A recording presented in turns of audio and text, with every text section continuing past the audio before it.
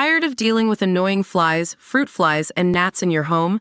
The Zevo Flying Insect Trap is your ultimate solution. Don't wait.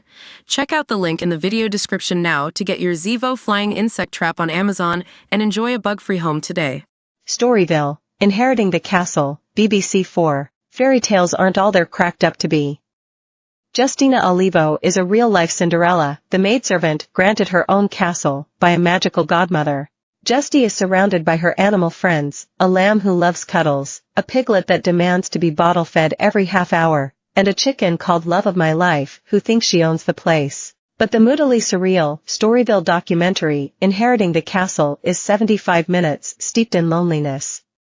Justy spends her life stubbornly waiting for a prince who will never arrive. Now 60, she began life as a housemaid aged just 5, an indigenous South American child working for a wealthy Spanish-speaking family outside Buenos Aires, the capital of Argentina.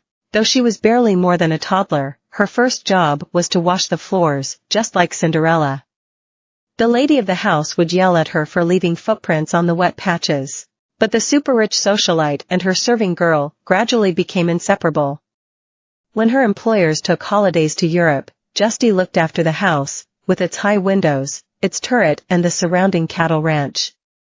And when her mistress became ill, Justy nursed her till the end.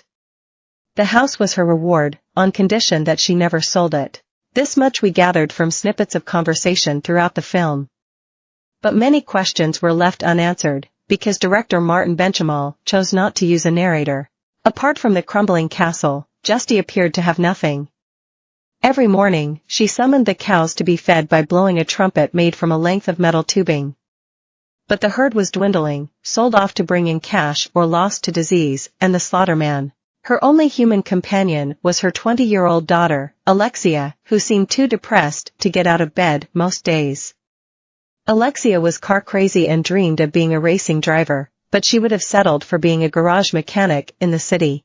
She spent her waking hours playing video games or practicing the drums. If she were my daughter, I'd drive her to Buenos Aires myself. Her mother, miserable in her solitude, felt differently, and sulked whenever the girl went away for a few days. Yet, Justy couldn't bring herself to turn the castle into a bed and breakfast. Perhaps the idea seemed a betrayal of her mistress's memory. Her proudest possession was a glamorous black and white portrait of the woman she had served. Who Alexia's father was, we never discovered. Nor did we meet the man Justy video called every night, as she wandered the fields in search of a good phone signal. Her boyfriend flirted and told her he loved her, but though he often promised to visit, he never did. Perhaps this film will change her life.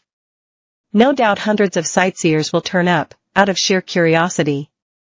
I hope she gives them guided tours, and charges for the privilege. Cinderella deserves a break.